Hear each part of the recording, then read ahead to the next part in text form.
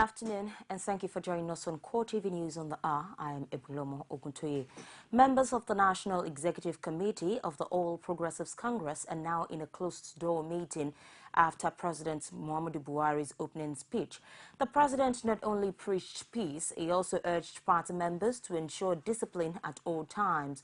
Aside from President Buhari and his deputy Yemi Osinbajo, all governors elected on the platform of the party are attending the meeting.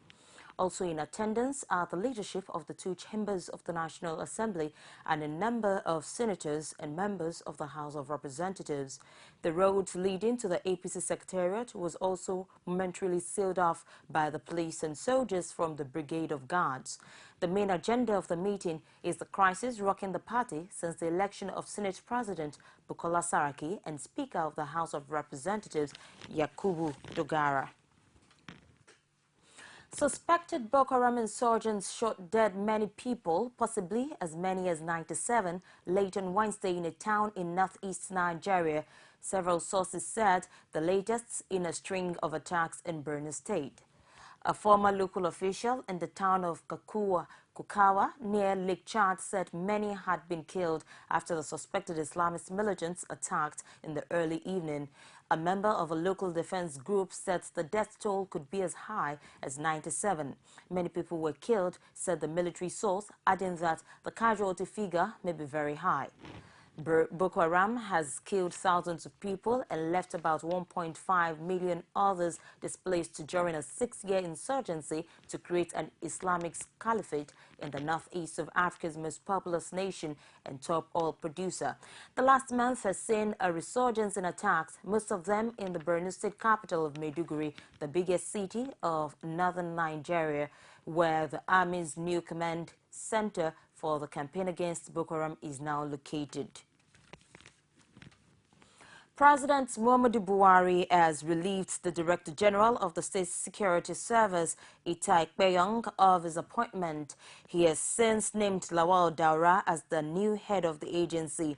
Head of Civil Service of the Federation, Danladi Kifasi, announced the appointment in a statement by the Director of Communications in his office, Haruna Imrana. The new SSS Director General joined the service in 1982 and rose to the rank of Director. He was at the Deputy Director Presidential Communication Command and Control Center at the Presidential Villa between 2003 and 2007 and also headed state commands at various times in Kano, Sokoto, Edo, Lagos, Osun and Imo. Daura's appointment is with immediate effect. And in the same vein, the DSS had in January said it had uncovered lists containing names and photographs of security personnel, foreigners and underage children on the registered members list of the APC. The spokesperson of SSS, Marilyn Oga, at a news conference in Abuja had said that a video with a tutorial for hacking was also uncovered when the service raided a building in Lagos. The Director of Communications in the Office of Head of Civil Service of the Federation, Alhaji Haruna Imrana, announced the appointment of Mr. Lawal Musa Daura as the acting DG of the DSS. According to a presidency source, all the service chiefs would be relieved of the appointments before the end of the month. The service chiefs are the Chief of Defense Staff, Air Marshal Alex Bade, Chief of Army Staff, Major General Kenneth Minima, Chief of Naval Staff, Rear Admiral Usman Jibrin, and Chief of Air Staff, Air Vice Marshal Adesola Amusu. It was gathered that the President was considering leaving out the Inspector General of Police, Mr. Solomon Arasi. Meanwhile, the presidency has insisted that the due process was followed in the appointment of Amina Zakari as the acting chairman of the Independent National Electoral Commission. It also dismissed claims by the People's Democratic Party that President Muhammadu Buhari overruled Professor Tairu Jega in making the appointment. Presidential spokesman Femi Adesina said in a statement issued in Abuja that only the president has the constitutional authority to make appointments of that caliber. He added that the step taken by the former INEC chairman in handing over to one of the national commissioners cannot be construed as an appointment. The presidential spokesman also maintains that Zachary was appointed on merit among 6 national commissioners considered for the job, contrary to PDP's allegations of nepotism and partisanship. The acting national chairman of the Independent National Electoral Commission, Mrs. Amina Zachary, has said she has accepted appointment with humility. She told journalists in Abuja on Thursday, a day after her appointment, that she would do her job diligently and that the commission would continue to work hard with the aim of delivering on its assignments. Zachary said her tenure should be seen as the continuation of the former chairman of the commission, Professor Tairu Jega. Jega left the commission on Tuesday after the expiration of his 5-year tenure.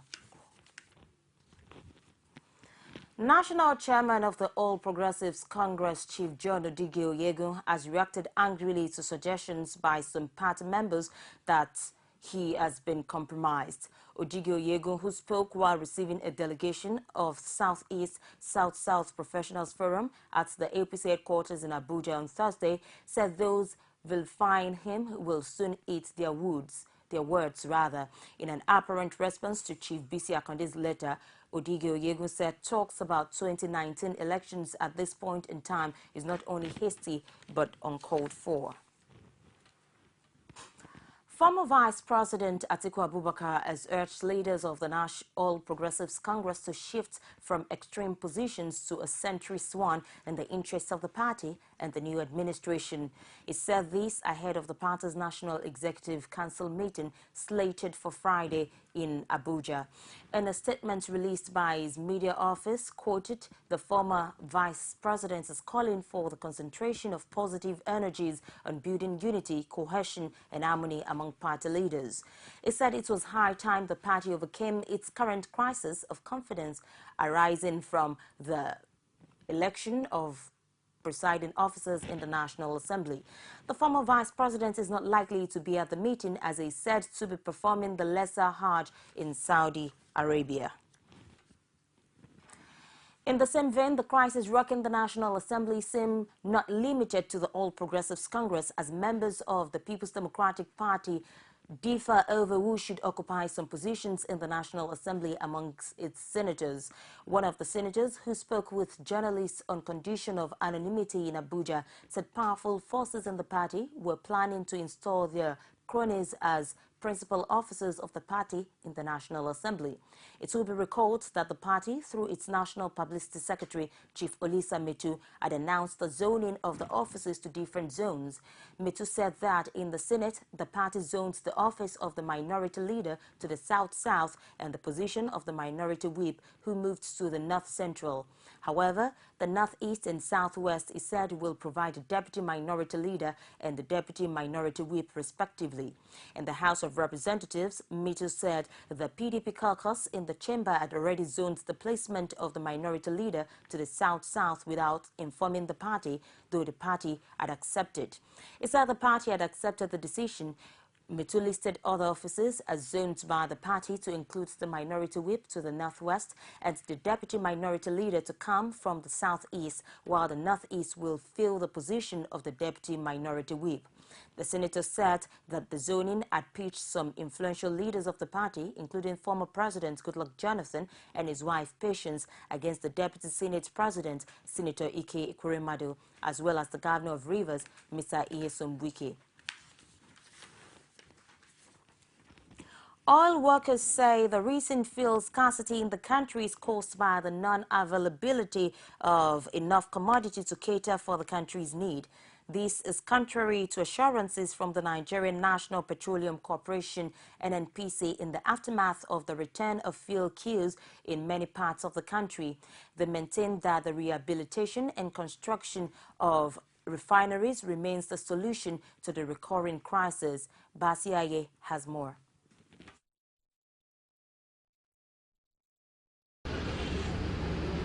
After several weeks of buying fuel with ease, Nigerians are once again faced with long queues. A visit to some filling stations within the Federal Capital City shows a number of vehicles waiting to be served. Here, busy attendants are dispensing as quickly as possible.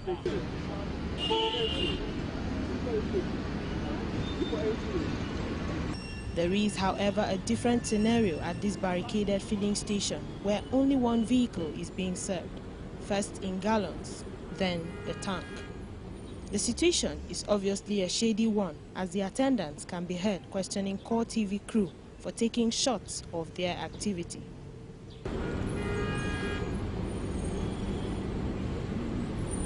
Okay.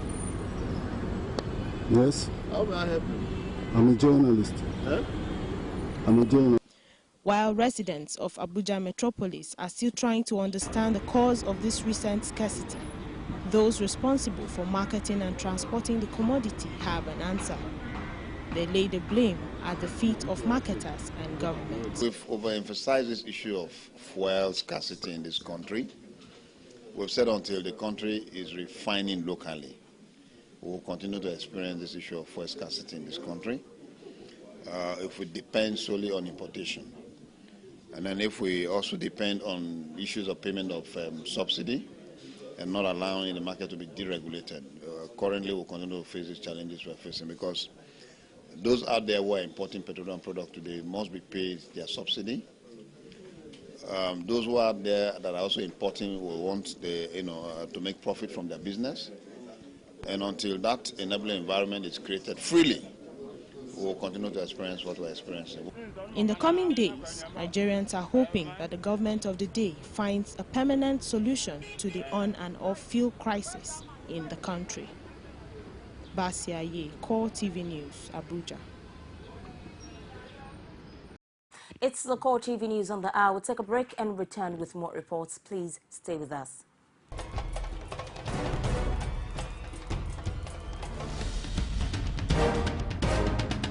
This is what the people are saying.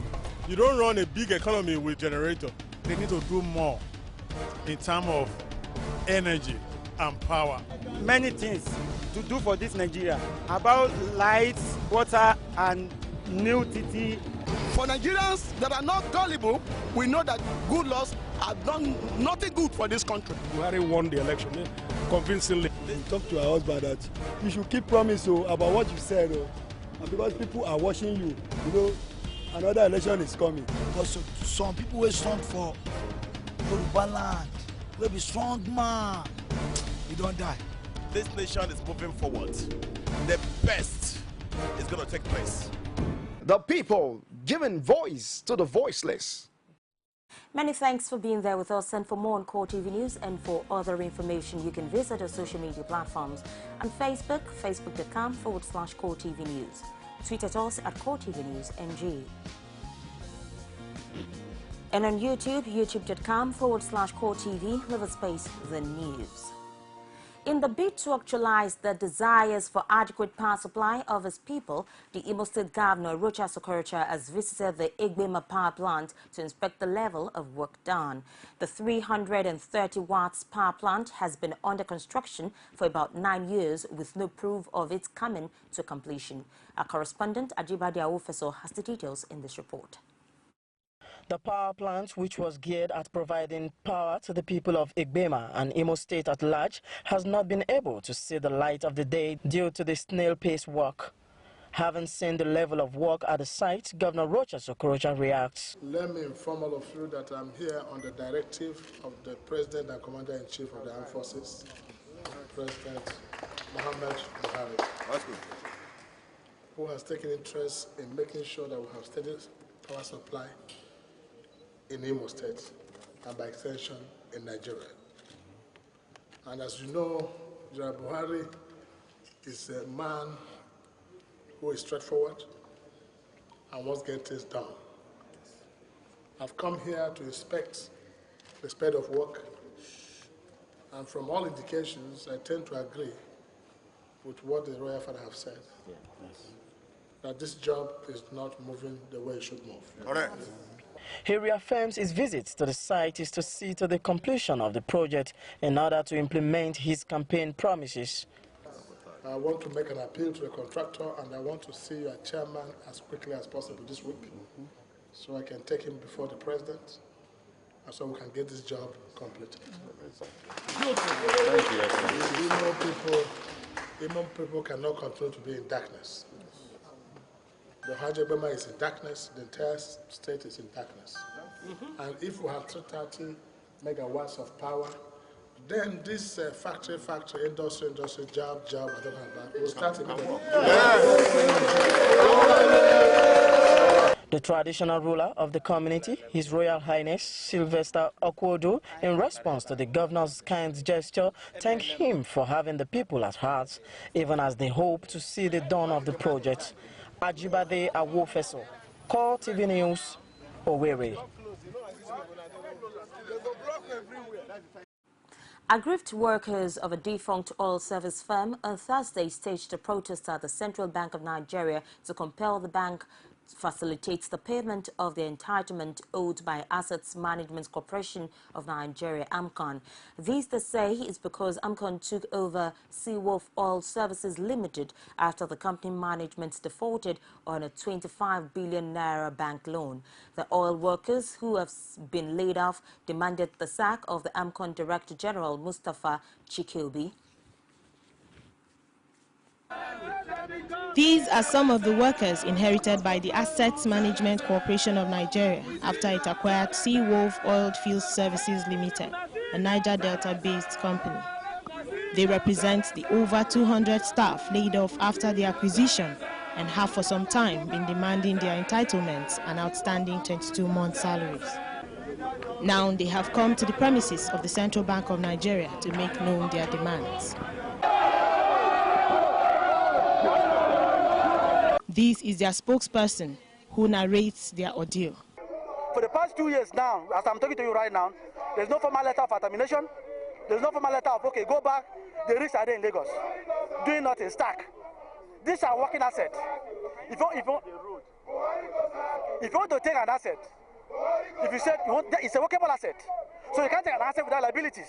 So for the past 2 years, we have heard nothing from AMCON. The CBN explained that it was not directly involved with the issues surrounding the demands, but promised to look into them.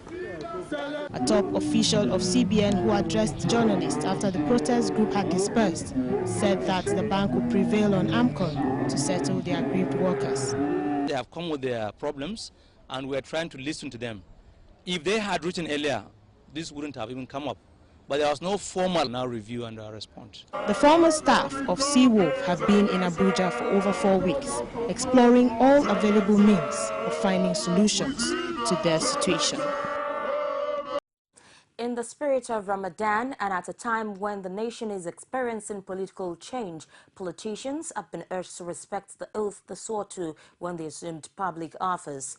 Speaking at the 9th Lai Muhammad Ramadan lecture series in Uru, Kwara State, Sheikh Muhyiddin Najimdin says every politician that has the fear of God will excel politically, for there is no disparity between religion and politics. Rashid has more.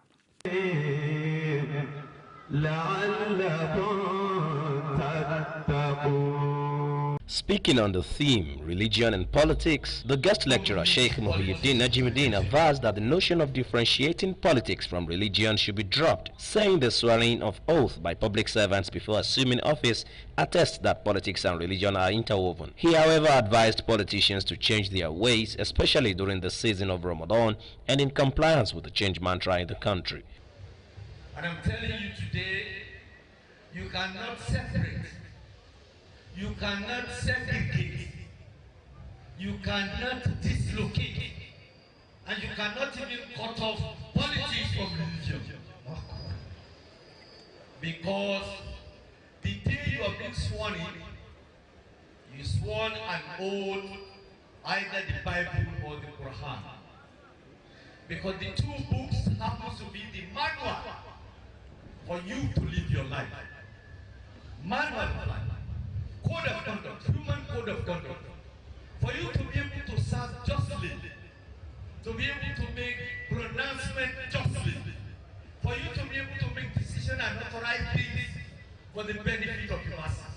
The host and the National Publicity Secretary of the All Progressives Congress, Lai Mohammed, says the lecture is an eye-opener for politicians and timely for national discourse. Guest speaker, has really reminded us is that if we actually if we remember the dictates of our religion, whether Christians or Muslims, we will rule better. Because when we take oath of office, we take oath of office using either the Bible or the Holy Quran. And both books say must be upright, must be fair, must be just. And I think this is the most important lesson I've taken away. This year's Lai Muhammad Ramadan lecture series is the 9th of its kind. Rashid, CoreTV News, Oro, Kwara State. The President, National Handicap Careers Association of Nigeria, Adewale Adeyanju, has called for equal treatments for persons living with disabilities in Nigeria. He decried the segregation and ill treatment as the major reason why its members are regarded as destitutes in a society where they are capable of equally contributing their quota to its growth and development. Our correspondent Omotayalo has more in the story. Though the gathering looks very scanty, but it never failed to drive home its message of seeking a habitable Nigeria for persons living with disabilities. The occasion was aimed in creating awareness for health-related challenges affecting its members and the fight against counterfeit drugs, the major source of their predicament.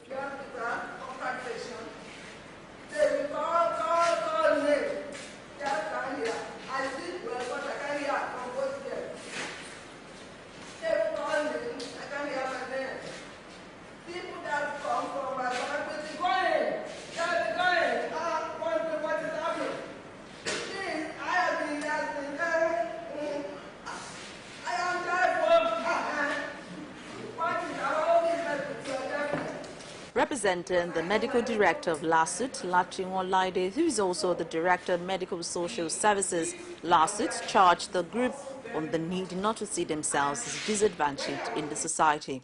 She ordered that they never give up on the cause of engaging the government of the day to provide what rightfully accrues to them in the society. When you have that spirit of excellence, people will respect you. Your work will speak for you. Wherever you find yourself, as somebody who is disabled in one way or the other, make sure you give your best and let your work speak for you. The president of the disability group, Adewale Adeyanju, tasked the government to tackle the ugly trend of manufacturing fake and counterfeit goods and products, as this poses a threat to the wellness and health of the citizenry. If we are a big man and you will write later to this, you know it will be different. But we are begging them to change their negative behavior. That we want to show them ability is not inability. We are able. The only problem is as God has made us. We have a challenge. The challenge is about what we cannot control. Circumstances that is beyond our control. In the meantime, the organizers of this event are hopeful that some positive effort recorded at the end of the 2 hours intensive interactive session will put an end to the issues presented. Omotayalo, CoreTV News, Lagos. And that's it on the news for this hour. Many thanks for watching. I am Ebro.